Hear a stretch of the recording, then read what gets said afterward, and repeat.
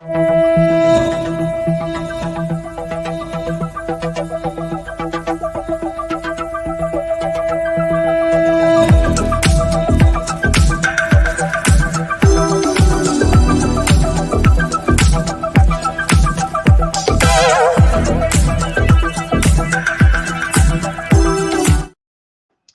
day, my listeners out there. Welcome to Is Your Way in Your Way podcast. And I'm your host, Cassandra Crawley Mayo. And for my new listeners out there, let me tell you what this podcast is about. It's for those individuals who are ready to move forward in their lives, overcome obstacles, mitigate those self imposed barriers, even that negative self talk that will enable you to start living your best life on your terms. We talk about topics such as personal and business development, and even you have an opportunity to do some self reflection. And today, our topic is called The Shortest Path is Often the Longest Journey. And my special guest that we're going to talk about this, her name is, and I'm going to introduce you to her. Her name is Leslie Lindsey Davis. Welcome to the podcast, Leslie. Cassandra, thank you so much. I'm so excited to be here. And I love it that you have three names like. Well, Leslie, you're going in and out. So my listeners didn't hear you, probably a lot of you. So let's try to repeat what you said for a minute. It sounds like we're having some um, technical difficulties in regards to the website, not the website, but the internet coming through.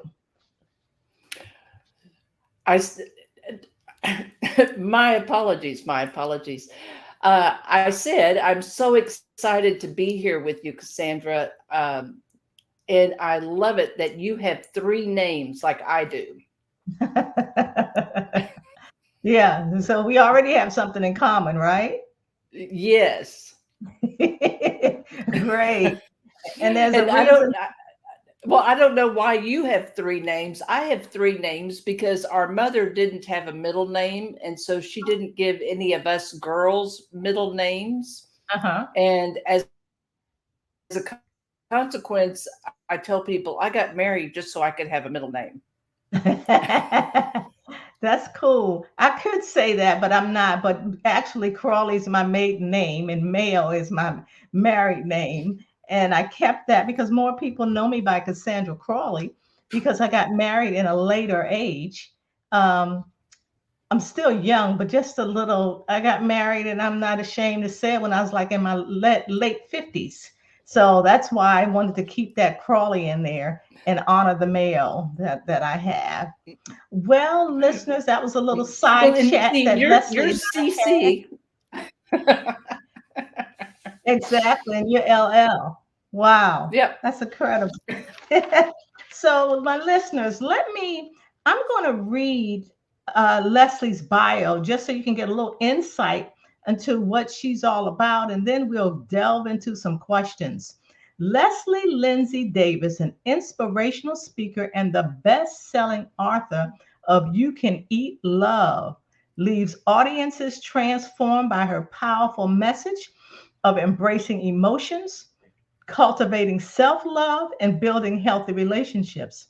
With her warm authenticity and expertise, Leslie guides individuals on a journey of personal growth and self discovery. She can connect with people struggling with loving themselves and setting personal boundaries.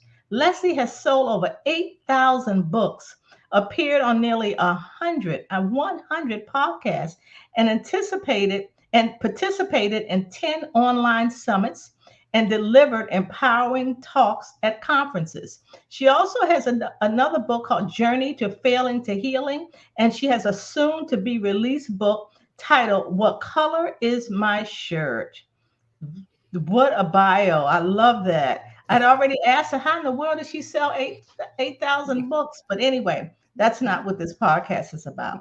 But so, Leslie, let me ask you, and for my listeners to hear too, tell us about your backstory until you started working into the insurance industry. What was Leslie about back in the day? Well, before I started in the insurance industry, Leslie was somebody who was passionate about fashion and fabrics and colors and all of Mm, those things that um, a fabric store was like my playground. I tell people you walk into the fabric store and the fabric starts talking to you and telling you mm, what it wants to become. And so I had great visions of myself working for pennies and living in New York and having mm. this, amazing apartment. And I would store my books in my oven because I hate to cook. Right. And then I'd have, these three tiny toy poodles. I'd have a red one, a white one, and a black one. And I'd have a dog walker. And I would just be living this incredible life where I was immersed in fabrics and fashion and all of that all the time. But Mhm. Sandra, life happens, doesn't it? Yes, it does. And when life happened to me, I realized I didn't want to keep working weekends. Mm, I was terrified when I would go out to my car at 10 o'clock at night.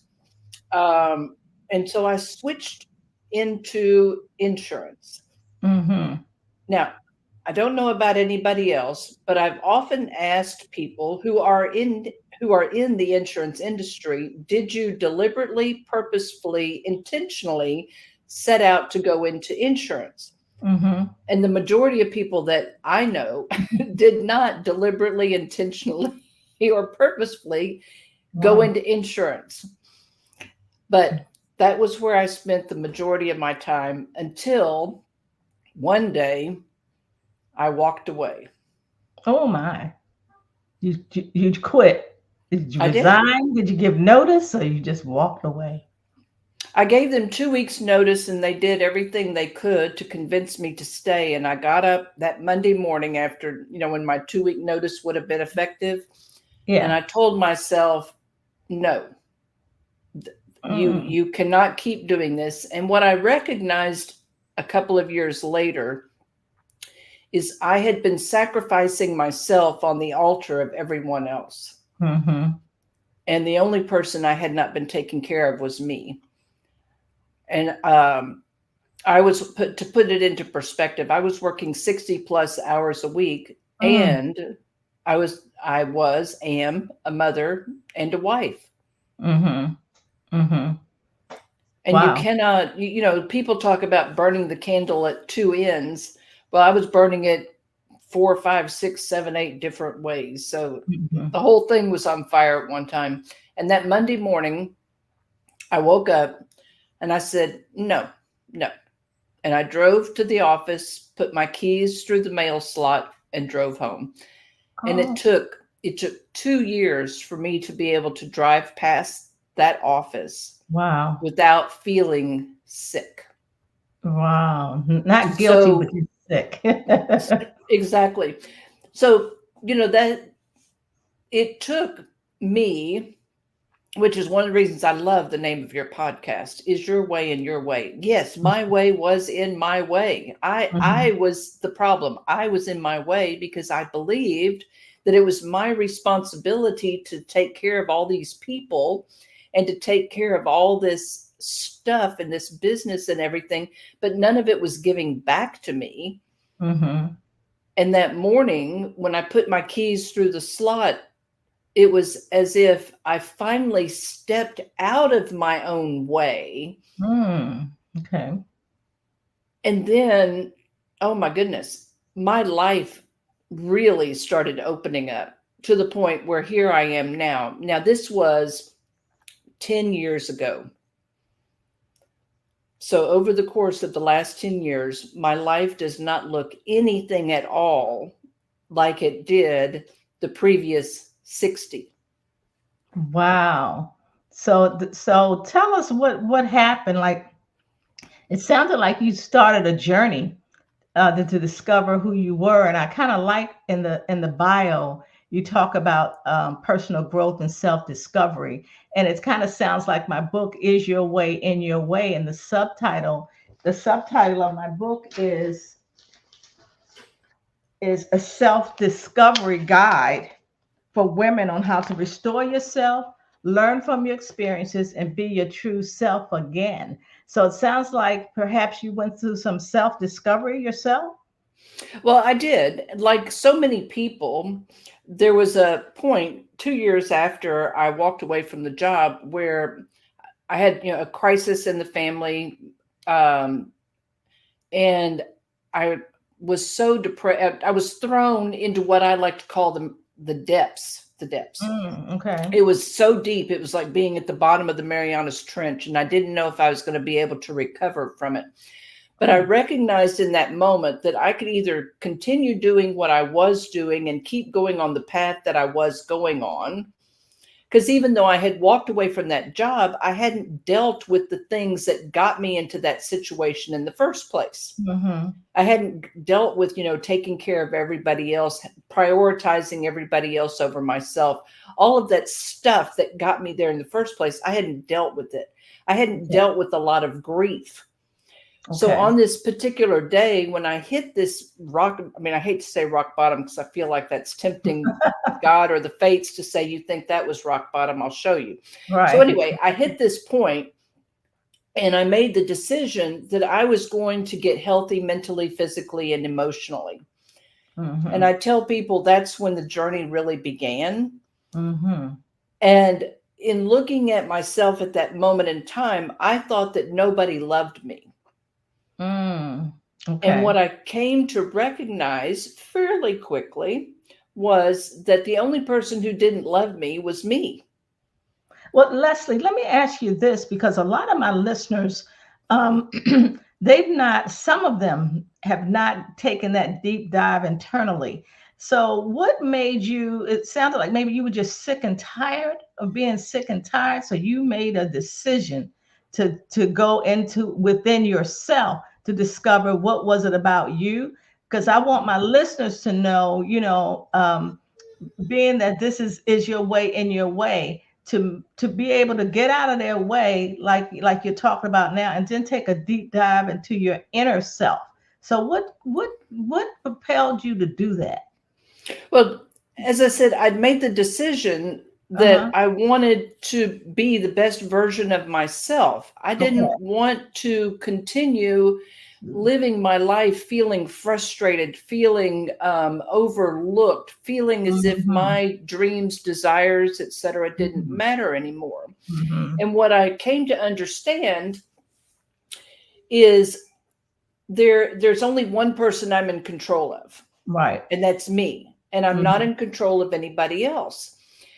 And this was really hammered home to me on Valentine's Day after I had this moment in the Marianas Trench. I was in the grocery store and I was looking at Valentine's and getting Valentine cards for people in my family that I was going to send a card to. And I saw this one card and I said, I wish somebody would send that card to me. Okay. And I walked away feeling very sad and dejected and Mm-hmm. everything else.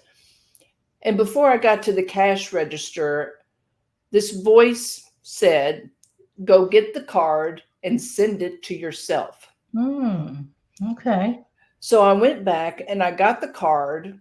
I got home from the store, put all my groceries away, took out a pen, sat down at the table, and started writing essentially a love letter to myself, mm, okay. telling myself, my past self, how amazing I was, how wonderful I was, and thanking my past self for enduring Mm-hmm. everything that I had been enduring and encouraging myself for having not given up. Because, oh my gosh, there were times when I wanted to give up. Yes. And then I put the card into the envelope and I sealed it and I put it with my calendar. And on Valentine's Day, I opened that card and I read it. Mm. And I've got tears in my eyes right now because I can still remember how I felt Mm-hmm. And I read those words that I Mm-hmm. wished that somebody would say to me. Mm-hmm. Here, somebody was saying them to me. Now, logically, I knew I had written every word. Mm-hmm. That's not the point. Emotionally is where I Mm-hmm. was connecting with those words. So I say to the people listening, if you are struggling and if you feel like your way is in your way, let's start small. Mm-hmm. Start with having written conversations. Yes, I did say written conversations with Mm-hmm. yourself. Okay. Start learning who you are. I call it talking to your very best friend in the whole wide world. And Yes. in my book, You Can't Eat Love, I talked about that a lot because you are only in control of you. You're not in control of anyone else. And I don't care if you gave somebody the perfect script, including facial expressions, tone, volume, et cetera, et cetera. You would feel disappointed when they delivered those words to you. Mm-hmm. So let's stop expecting other people to give us what we are not giving ourselves. Mm-hmm. So I say, if you believe that you are in your own way, let's start by having written conversations with ourselves. Get a notebook, nothing fancy. Mm-hmm. Have 6x9 notebooks, so I'm not overwhelmed by a big 8.5 by Right. 11.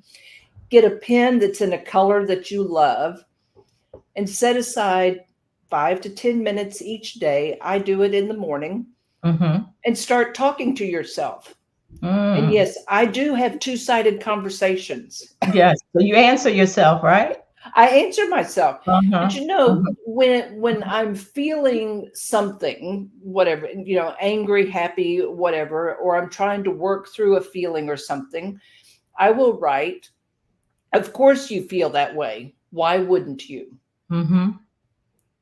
I'm simply acknowledging my feelings. Yes. And isn't that what we want? Exactly. Exactly. Yeah, I was doing a podcast and talking to a psychotherapist, and she was like, people say, well, I started talking to myself, but when I didn't answer myself because people would think I'm crazy. And she said the same thing. You should answer yourself, you doing that negative self-talk. You can even say, well, where did that come from? Why are you thinking like that? And as you indicated, you can write it. And why is writing more powerful than just saying it from your perspective? To me, what it did for me is it got the hamsters off the wheels inside my head. Mm-hmm. It sent them back to the pet market. And I could put a period. When I put a period at the end of that conversation, it was gone. It was gone. I mean, because how many times do you Okay. hash and rehash and rehash something and you let those conversations just Mm-hmm. start freewheeling in your head and I wish I woulda and I shoulda and all Okay. those things? What I discovered was Right. having that written conversation, I'm able to work it out much more quickly.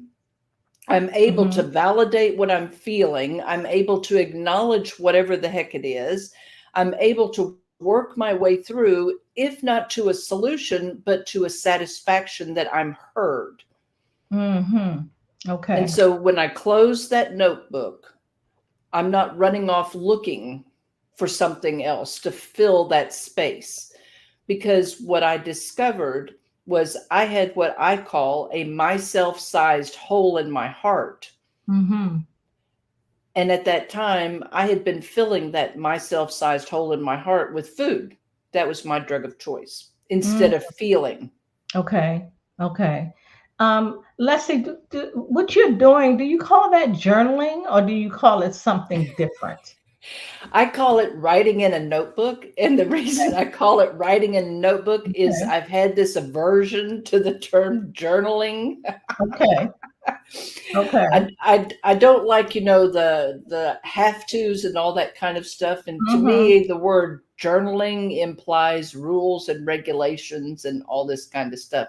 Mm-hmm. So I just call it writing in a notebook. I've had many people say, well, that's journaling. Okay. Right. In your world, it's journaling. In my world, My in order world for is me right. to do it, it's writing in a notebook. Okay. Now, now you've been on this journey for a while. Yes. Yeah. What is sustaining you? Is it the consistency that you do, or what is it that you do maybe every other day to sustain what I'm calling in your good place? The number one thing that keeps me on the path and not going back to where I was Yeah. is, first of all, I enjoy how I feel mentally, physically, and emotionally. Mm-hmm. And when I feel myself sliding back to where I used to be, because here's the Yes. thing, old habits, old behaviors, all of that stuff, they never go away. Right. They're, shoved down the cellar stairs, and we put all these locks on the doors. And if you forget to lock one of them, they all come out. Right. But when I feel myself sliding down that familiar path, I say, wait a minute, hold on, hold on. How are you feeling in this moment, and what's going on that you're sliding back that way? Mm-hmm. And Okay. then I will listen. That's the other thing. I listen. When I Mm-hmm. ask myself a question such as, what is really going on right now? Okay. I listen. Now, I will listen with pen in my hand and my notebook open, and I Yeah. will write. Sometimes it's that we are approaching, a date. How Yeah. dates can have all kinds of weighty whatever. Sometimes it's that somebody said something. Sometimes it's something that happened. Um, to be very, very honest, at this moment, I'm in Texas. I woke up this morning, it was 71 degrees Hmm. at 3 o'clock in the morning, and I started feeling the angst of the summer coming on, because this past Oh, summer was brutal. okay. And so I had to pause. I really had to pause and say, hold on, we haven't gotten to summer yet. So Right. why are you getting wound up about something that hadn't gotten here yet? Right. It's not even It spring. No, it's not even spring. Right. So I was simply, honoring what I was feeling in the moment. Mhm. And that's how I keep moving forward. Now, does Okay. that mean I don't go backwards? Oh, heck yeah. Heck yeah. But, Right. Oh, forward progress is forward progress, right? We're not looking for perfection. right. So you don't suppress it. I was reading that at one time, and I don't know, at one time in your past, so to speak, you were running from um in emotions, a Oh, particular yeah. emotion. What were you running? What emotion were you running from? Grief. Okay. And what's the grief a result of you leaving the job, or where did the grief come from? What had you grieving? The grief came from the fact that this year it's been 40 years since our mother died. Okay. I was 26 when she died. My youngest sibling was 18. Our mother Mm-hmm. was 49. Mm-hmm. 2 weeks after she died, I had a baby. My first baby, her first grandchild. Mm-hmm. My family was so destroyed as a consequence of our mother dying Yeah. that they were not able to do anything to help me, with what I was feeling, Yeah. or with the baby or anything. Yeah. My husband's family was ecstatic that they had a grandchild, because it was their Yeah. first grandchild. My husband was ecstatic that he had a son. Yeah. Everybody was in their own stuff. And I talk about this in the journey from failing to healing. Mm-hmm. I had nowhere to go with anything. I didn't know what to do. I didn't know how to grieve. But Mm-hmm. you've got a small child, you're living your life. And so you keep moving forward. You keep putting one foot in front of the other. And in January of 2016, this tsunami hit me. Mm. Um, and I realized that either I was going to need to feel the grief, or it was going to kill me. Mm-hmm. And so at that point in time, I started really honestly grieving my mother. Okay. Part of that journey ended up being related in the first 3 or 4 paragraphs of You Can't Eat Love, Mm-hmm. because I'm eating a chocolate meringue pie to honor I made a pie to honor our mother on Mother's Day, and I'm Hmm. eating it, and all these things started flowing out, and I'm writing them down. Okay. And one of the sentences was that I realized you can't eat love, that the love is in Mm. the memories, the love is in, the voices, the sounds, Right. the Like things. that. It's Okay. not in the food. I mean, so now when people say, well, so and so cooks and feeds me because that's their way of showing love. No, it's not their way of showing love, it's their way of showing control. They Mm. may think they're showing love, but they're not. They're showing control. Okay. So Okay. it was really grief that I was running from. And in order to keep grief locked up, Yeah. I also locked up a whole lot of other stuff. I did Okay. shame and guilt really, really well. I did angry and sad really, really well. The Right. rest of them, Right. I, Leslie, what does this title on this podcast mean? The shortest path is often the longest journey. What do you mean by that? what I discovered was, in order to get back or to discover who Leslie Lindsey is, took a lot of work. Hmm. And I Hmm. tell people, if I'd have known how hard the journey was going to be, I don't think I ever would have started, but it was well worth it. Yes. So Hmm. all I was doing was working my way back to who my original authentic self was, Hmm. which is Leslie Lindsay. The Davis is my married name, and I don't have a middle name. Right. So it was the longest journey because of all the work that I did Hmm. to get back to me. And how Yes. close are you to you, Cassandra? Right. That's right. That's right. And it's a process. And I always say my journey will continue until that's the end for me at that time. Exactly. Right. It is a process. And I concur with you that it's worth it when you look back on it, because we would not be who we are today. You wouldn't have written the books. I wouldn't have written my book. So yeah, it's well worth it as I look at it, because we will always have trials and tribulations.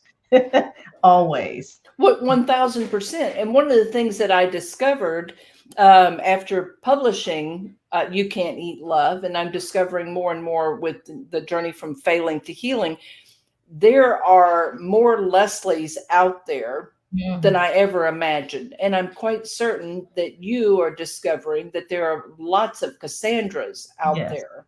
And you exactly. probably never even imagined there were that many Cassandras out there. Exactly. Exactly. So they need, that one Cassandra, that one Leslie out there, they Mhm. need to hear Mhm. our words because they are their words, and they Mhm. need to know that their words are valid and that Right. they are valid as a person. And yes, if one person did it, if one other Cassandra, one other Leslie did it, well, that's some hope for them, Exactly.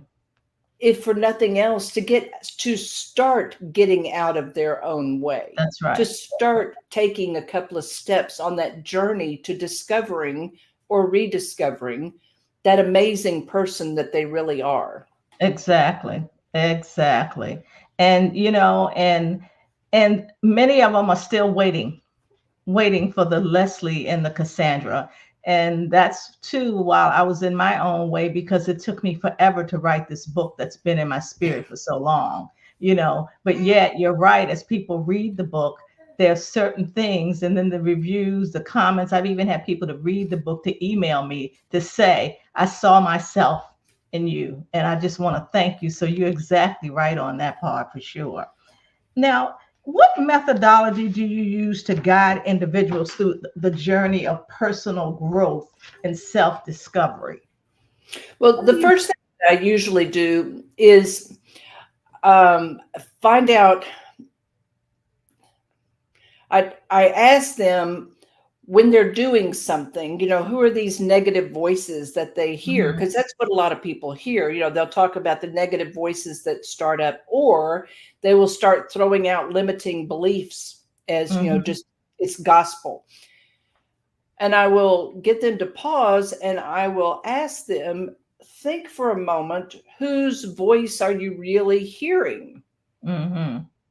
Because if we can start Mhm. identifying the voices and attaching them to the people that are in our past, they're not just random voices that we picked up off the street. They are voices from people in our past, in our lives, Mhm. that have taken up residence in our heads. So I get people to start there. Let's start naming and identifying those voices, and let's start asking ourselves, are their comments true? How true Mm. are they? How valid are they? Mhm. Mhm. And then I ask, what is something you would like to say to that person, knowing what you know today? Right. And that's Okay. usually how we start on the path. Because, as you know, in order to get out of your own way, you need to figure out what the heck this garbage is in front of you. What are these roadblocks? What Right. is all of this stuff that's sitting in front of you? And you need to start sorting it out. Either give it to Goodwill, put it in the trash, something, right? Right. But Right. until you identify what it is, you're just going to be spinning and you're going to be looking for somebody to tell you what to do. I'm not going to tell anyone what to do, but I will Mhm. help you discover the noise that's in your head so you Mhm. can start doing something. Right. So what you're finding with your clients, the commonalities or the common theme has a lot, sounds like it has a lot to do with their past, stuff Exactly. that are in their head and that is keeping them stuck. So it sounds like you help them get unstuck. They help themselves get unstuck, and then they start going on a journey, so to speak. Right, right. Okay. And I don't fill in the blanks for anybody. I get them to discover it, as you said. They've got to discover it for themselves. But one thing that I do that's a little bit different from a lot of people, oftentimes when we go into therapy, and I've got plenty of hours of therapy, trust me. Oftentimes when we go into therapy, we keep hoeing the road over and over and over again, and we don't Mhm. move forward. What Mhm. I believe is, just like in your car, you've got a very large windshield and you've got a small rear view mirror. The Right. rear view mirror is for information to help you make decisions about moving forward, right? Mhm. Right. So that's what I help people do. Check the information in the rear view mirror so that you can make a decision in the present. Mhm. We're not going to live back there. It happened. It is. We're simply going to examine it and say, okay, this is who always said these things to me. And so now when this situation arises, this is the voice that I hear. All right, Yeah. well, now I can tell that voice, go sit down over there. I've got this and I can move Right. forward. Right. Right. So let's see why you, even though you're still on your journey, but thinking back on your journey, what was the most difficult part of your journey? When other people started figuring out that I was doing something, because I didn't share with anyone. And the Mhm. reason I didn't share with anyone is I didn't want anyone telling me what I shoulda, woulda, or coulda done. Mhm. Mhm. But when people started figuring out that something was changing in me, I started getting some pushback. Uh-huh. Um, and having the conversation with myself that if they were pushing back, that was on them, Yeah. that I was on the journey that I knew I needed to go on in order to live the life that I wanted to live. Mhm. I'd Mhm. had enough of living somebody else's life. Yeah. I wanted to live my life with my choices, with my excitement, with loving me. And if I chose to let their uncomfortableness with this Mhm. change interfere in Mhm. that, then I would be going back to where I was. Right. Now, can you describe for the listeners as well? What was it about you that changed? That people saw something was different. What was that? What did that look like? Well, first of all, I started losing weight because my drug of choice was losing its power. I ended up losing almost 100 pounds. Oh my gosh, that's incredible.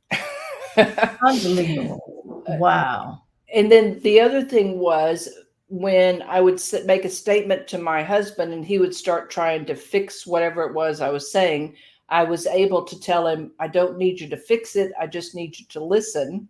Mm-hmm. Mm-hmm. And when he would get angry with me about me not wanting him to fix it, I would simply let him babble on about his anger. And, Right. because again, who can I control? Right. When it came to my kids, part of the tsunami that I was hit with was that my oldest child and his wife decided they didn't want to have a relationship with me. Um, I recognized that I couldn't control them, and there was Mm-hmm. nothing I could do other than keep working on me, being the best version of me, and Okay. believe, that eventually we would be reconciled. And I'm happy to say 2 years ago we were reconciled. So, Mm. uh, but I also believe that if I hadn't have gone on the journey, if I hadn't have prioritized myself, if I hadn't, as you like to say, gotten out of my own way, Mm-hmm. we would not have been able to come back together, because Mm. the person that I was part of what caused us to, be Right. separated. That's amazing. That is amazing. Uh, one of the things you said is discovering your very best friend, and you are the friend. How can you become your own best friend? A lot of us have friends, and many of us have best friends, but it's something to say, why don't you let yourself be your best friend? Because you think about, how do you treat your best friend? Do you treat yourself the same way as you do your best friend? So how does that dynamic change? Because that's different. So how would a person begin or figure out, how can I be my best friend? What are some resources? What are some things that I can do to help me be my best friend? Well, if you think about a best friend, the ideal best friend is somebody that you can call up at 2 o'clock in the morning and go on and on and on about the same thing that you went on and on and on about all day long, right? Right. And you would know, because they are your best friend, they're not going to be too tired to listen. They're not going to be tired of hearing the same story for the thousand millionth time over and over and Mm-hmm. over again, right? Mm-hmm. But honestly, our physical best friends, they do have limitations. They will also make comments to us that aren't quite the comment that we are looking for at that Right. moment. Mm-hmm. And heaven forbid, they even have lives where they may not answer our phone call at 2 o'clock in the morning, or they might get really annoyed because you woke them up at 2 o'clock in the morning, Exactly. right? Uh-huh. So, what I discovered when I went on the journey was I was desperate to be heard, Mm-hmm. regardless of what time of day it was or how many times it was that I was talking about the same thing over and over and over again. And what I started doing was having these written Excuse me. conversations. So that's where, Oh, part of that written conversation is I'm okay. talking to myself. I'm building a relationship with myself so Okay. that I am giving myself everything, almost everything that I wish that someone else would give me. Mm-hmm. And when we start prioritizing ourselves and giving ourselves everything we wish other people would give us, well, then our yearning, our neediness, to use a word I don't like, starts subsiding because we are satisfying our own needs. We are Mm-hmm. feeling heard. We are feeling loved. We are feeling cared for. So, developing that relationship with yourself does two things. Number one, we teach other people how to treat us. And the way Yeah. that we do it is they observe how we treat ourselves. Right. When we start strengthening that relationship with ourselves, becoming our very best friend in the whole wide world, people Mm-hmm. start observing Well, my goodness, they take really good care of themselves. They Mhm. prioritize themselves. They speak to Mhm. themselves in this fashion. This is what they do for themselves. Mm. And that boundary with ourself gets strengthened. So Yeah. then when we set a boundary with somebody else and say, I'm not going to accept this behavior, or this is the behavior that I expect, they're going to be able to look at how you treat yourself, and they're going to understand that boundary, while it may flex a tiny bit, it's a pretty solid boundary. Mhm. Yes. So establishing that boundary solidly with yourself through the help of your very best friend in the whole wide world helps you establish that boundary with everybody else. Mhm. And the boundary you establish with everybody else doesn't have any holes in it. It may flex a little bit because you allow it to flex a little bit. Right. But for the most part, it's pretty steadfast, pretty rigid, kind of like a castle with a giant moat around it. And the Mhm. world knows this is the behavior that Cassandra will accept. These are the words she will accept. This Mhm. is what she will accept. And Mhm. there is no question about it. Right. Okay. So that self-discovery journey is so valuable. Although, like you indicated, if you knew you had to go through this journey, you wouldn't have gone through it. But it is. It's like the shortest path is often the longest journey. But look what you got out of it. Leslie, were you and anybody inspire you? Have you been, who's your inspiration? Who is my inspiration? That's a good question. I would have to say that even though I did not have a good relationship with my mother, it's my mother. Mm-hmm. She Okay. had a sticker on the cabinet door that said, "Life begins after 50." Mm. And she died at 49. 49. Right. Okay. Okay. So I often think, first, my family doesn't believe in anything that I do. They just roll their eyes. And because I can't control them, I just, ignore them. Right. Right. But I believe, if she were to see me, she would be very proud. Yeah. Yeah, I'm sure. I'm sure. So she is my inspiration because she didn't get to live her life. She had six Right. kids before she was 30 years old, and she died at 49. So Wow. anyway, That's I'm not, amazing. yeah, I'm not living her life. I'm living my life. Living your But own, right. But yeah, yet you know she'd be proud of you. yes, No, yes. absolutely. And I think that's interesting or ironic how that the grief is the emotion you were running from as a result of your mom. And now look how far you've come with that. That's amazing. Hmm. So Leslie, as we wrap up today, what are your next steps you believe? What's next for Leslie in the next maybe 3 to 5 years? Well, my dream, since you asked, my Uh-huh. dream is to be on a stage talking to 10,000 people Mm. and telling them, letting them know that your feelings and nobody else gets a vote, Mm-hmm. and Okay. helping those 10,000 people to understand that your emotions are valid, and Right. helping people to sit in their emotions, because I believe that if we can help people become emotionally healthier, Mm-hmm. that we can reduce a whole lot of issues, depression, suicides, all of these things, because people will know how to feel and how to experience their emotions Mm-hmm. in a safe way Right. and not feel so alone. So Right. that's where I see myself in 3 to 5 years. But in the meantime, to get there, I will continue, doing what I am doing, speaking on smaller stages, Mm-hmm. doing workshops, doing presentations, talking to amazing people like you, Mm-hmm. and getting my next book, "What Color is My Shirt," which is Yeah. about trusting your emotions, getting that out into the world. But the work that you're doing is incredible, absolutely incredible. And I'm going to go order your book from Amazon. So anybody listening, go to Amazon. You can do it right now as long as it doesn't kick you out of the podcast, and order Right. the book, "Is Your Way in Your Way." Thank you. Thank you. Thank you. And listeners, I didn't pay her to say that, just so you know. I know you think, all my guests, make sure you say that at the end, right? Well, Leslie, it's been a pleasure. I have learned, and I think instead of my journaling, which I'll still journal because I've been journaling forever, but start writing out letters to myself, and which is so ironic about, we talked about in the beginning how we have a lot of commonalities. And in my book are love letters.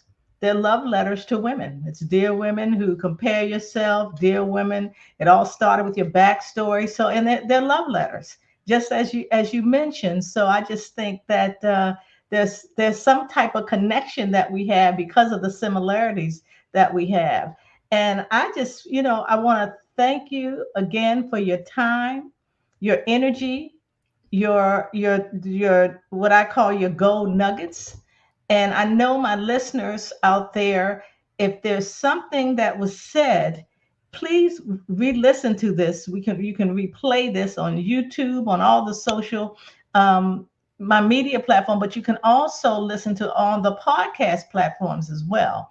And many of you are aware that I go live every Wednesday at 1 p.m. Eastern Standard Time. And you also know that I never say goodbye. I always say bye for now. And God bless all of you. And again, Leslie, thank you so much. Oh, Cassandra, thank you so much. This has been an absolute pleasure. Thank you.